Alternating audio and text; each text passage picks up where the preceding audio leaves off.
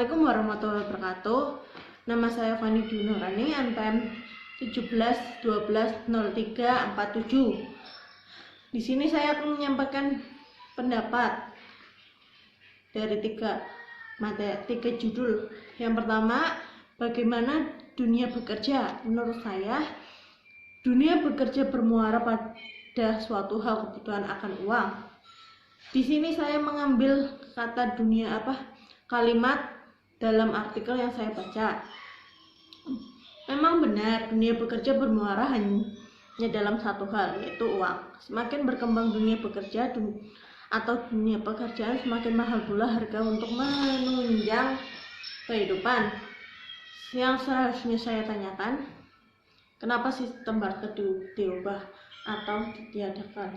Di dalam artikel tersebut juga terdapat penjelasan tentang sistem barter. Di sini sudah menjelaskan apa yang sudah saya pertanyakan dari dulu, yaitu sistem barter yang kadangkala tidak bisa diukur secara adil dan menyeluruh. Dalam terciptanya uang menjadi makhluk hidup, contohnya manusia menjadi gelap mata. Sistem yang dijelaskan dalam artikel atau sebuah forum yang saya itu menjelaskan betapa kejamnya mereka. Kenapa di situ saya menjelaskan betapa kejamnya mereka yang menciptakan uang? Di sini menjelaskan pencipta uang sebenarnya bertujuan sangat baik dan komprehensif, namun pada perkembangannya dimanipulasi oleh sebagian orang atau kelompok yang kemudian menciptakan suatu sistem jahat yang sampai saat ini kita jalani dan tergantung kepadanya. Orang tersebut adalah keluarga Rothschild yang membentuk sistem pada abad 17-18. Simpelnya begini, uang dicetak berdasarkan penukaran logam mulai yang ada, yaitu emas. Karena emas bukanlah benda yang gampang dibawa atau dipecah, dibentukkan satu benda fleksibel untuk menggantikan emas, yaitu kertas yang dilegalisir oleh bank. Itulah mengapa saya menyebutkan bahwa betapa kejamnya mereka. Pendapat yang kedua, yaitu kemunculan dolar. Saya mengambil contoh materi dalam video. Begini ceritanya dolar menjadi mata uang dunia. Dalam video tersebut menjelaskan bagaimana dolar menjadi mata uang dunia dan hutang piutang tentang Indonesia. Menurut saya, kemunculan dolar terjadi pada saat terjadinya Perang Dunia Kedua, di mana para petinggi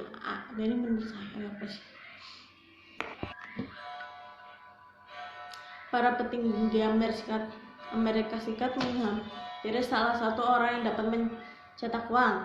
Disitulah awal kemunculan dolar. Tetapi untuk menjadi mata uang dunia tidak semudah itu. Setiap negara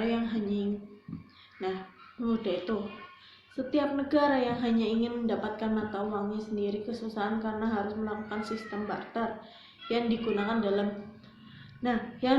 dalam sistem barter ini, yaitu membarterkan emas dan logam. Tapi semakin hari nilai uang yang dibutuhkan semakin besar daripada nilai emas dan logam yang dimiliki dari masing-masing negara. Dolar Amerika Serikat menjadi mata uang dunia secara resmi dijamin dengan cadangan emas terbesar di dunia. Negara lain tidak lagi menggunakan emas sebagai jaminan mata uang, namun mengakumulasi dolar Amerika Serikat sebagai pengganti. Salah satu artikel yang saya baca, salah satu website yang menjelaskan tentang sejarah dolar Amerika Serikat menjadi mata uang dunia atau kemunculan dolar juga, yaitu ada yang namanya perjanjian Bretton Woods. Tahun 1944, delegasi dari 44 negara sekutu bertemu di Bretton Woods. Amerika Serikat dalam rangka membicarakan cara untuk membuat sistem pertukaran mata uang atau boleh dibilang jual beli yang bisa menguntungkan semua negara. Akhirnya semua negara sepakat bahwa mata uang dunia tidak dapat dijamin dengan emas, namun akan disandingkan dengan dolar Amerika Serikat yang masih dijamin emas. Tercapai kesepakatan bahwa bank sentral akan nilai tukar tetap masing-masing mata uang dibandingkan dengan dolar Amerika Serikat. Amerika Serikat menjamin bahwa dolar AS bisa ditukarkan dengan emas jika diminta. Nah, itulah mengapa dolar Amerika Serikat menjadi mata uang dunia secara resmi, dijamin dengan cadangan emas terbesar di dunia. Penggunaan dolar AS sebagai alat lindung nilai semakin besar, sehingga walaupun Presiden Nixon pada tahun 1970-an tidak lagi menjamin dolar AS dengan emas, peranan dolar Amerika Serikat sebagai alat lindung nilai dan mata uang dunia tidak berkurang sampai sekarang.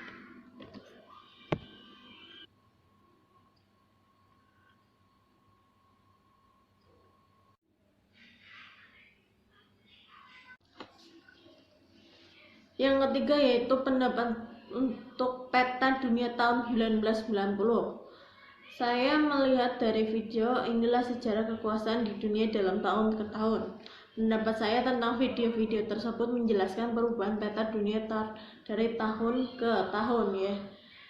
Dalam video tidak diberikan penjelasan, hanya perjalanan perubahan dunia dari awal terbentuknya Kota biji Ambrinal jadi menjadi Indus Valley, dan dari abad di sini di video ini menjelaskan dari abad ke abad sampai ke tahun ke tahun, dari yang awalnya hanya dataran tanpa nama menjadi sebuah negara di masing-masing dataran di tahun 848 ya sudah menjadi beberapa negara, yaitu ada Mila Frigi, Kosala, Khasi, Fatsa, Zhou, Elam, dan masih banyak lagi. Yang awalnya terbentuk menjadi negara kecil akhirnya menjadi satu, yang berarti menjadi satu.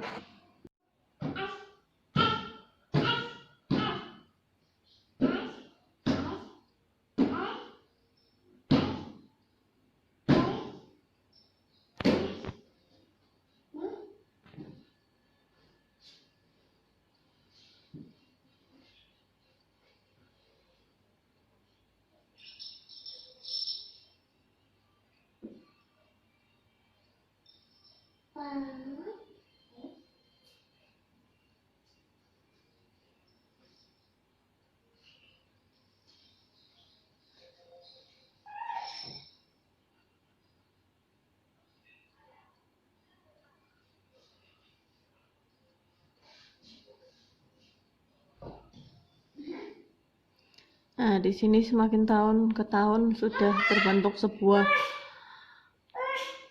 negara kecil dari Liao, Leterjin, Tibetan Kingdom, Gurjara, dan masih banyak lagi. Setiap tahunnya masih terus berjalan, masih banyak sekali negara baru yang berdiri.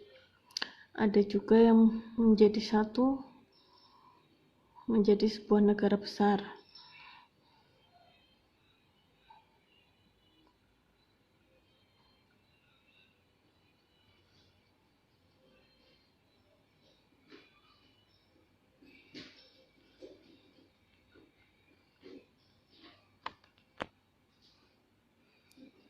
Sudah di tahun 1139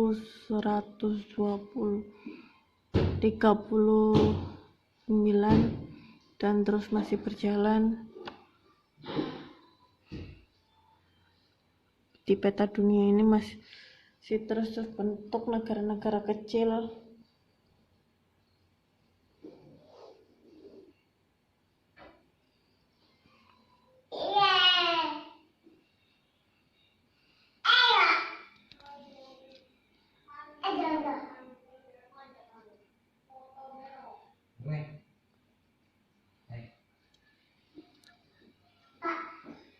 Nah, di sini akhirnya menjadi sebuah negara besar, yaitu ada Golden Horde, Chagatai, Khanate, Yuan, Khanat. Nah,